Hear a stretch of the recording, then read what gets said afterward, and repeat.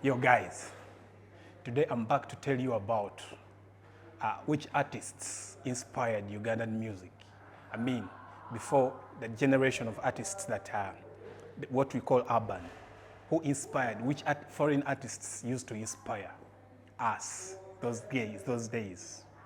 So people, abantu abayimbanga vocals, those singers, people who used to sing, they were mainly influenced by people like Boyz II Men, R. Kelly, Casey and Jojo, Jodeci, Mariah Carey, the ladies, Whitney Houston, Juliana bayimbanga Mariah Carey, Whitney Houston, Irene Namubiru, bayimba Whitney Houston.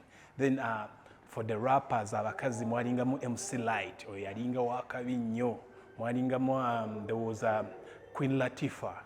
Man, those guys are riding another level. Then for the rappers, the guys, we used to have B.I.G.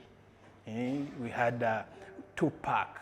I personally started with Tupac and Notorious Tupac and Busta Rhymes, Pitanga Busta. Then you find people like the Chameleons, people like people abayimbanga amaloboozi ga Koa, bakiyitanga Koa. You know, back in the days, Koa yali nga ye trend nga oba olina Koa nga baga hawa oyo omusajja alina Koa. So people like Chameleon, Bebe Cool, Kid Fox, Musmos, muyinza okuba temuwulirangako. Those guys were inspired by people like Buju Banton, Terra Fabulous, bakubanga ragamuffin wakabi olina okubanga okuba Koa, LMB. Then there are people like Mosh who were inspired by Shaggy. Shaggy, naye yaliwo. Then there were guys like the Squad, bagayi bange ba Squad omu yafa bambi mukama mumuze mirembe. Those guys were inspired by Busta Rhymes, but me, I was Busta Rhymes. Then later Tupac. Then I had my guy also, he used to be inspired by Busta Rhymes. So then I think Reggae was mainly Bob Marley and Lucky Dube. But Terra Fabulous, Red Rat, Buju Banton, Mad Cobra, those guys inspired the generation one. So abantu nga ba Camille, ba Bebe Cool, ba Kid Foxy, manya amaloboozi ago galinga nga bw'oba okuba Koa. Muve ku byakakati biri ebiseera ng'owa Koa hardcore nga ye ragamuffin omutuufu. Kati naffe barapa nga bwe tuyingizaamu Koa ya Busta Rhymes style eyo. Man.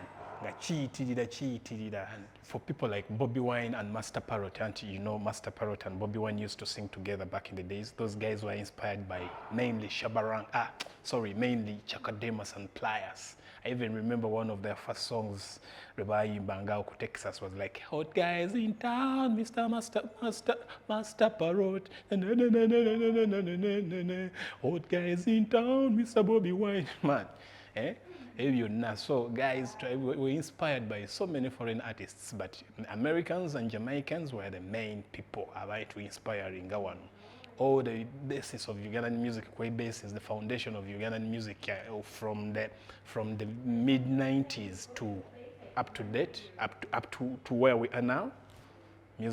Our music was inspired by Americans and Jamaicans mainly. Aba Nigeria bakachiyingiramu. Aba South Africa tebatu inspiring nnyo aba Congo Kamili yabagoba sweet bwomu. Yeah, see you next time.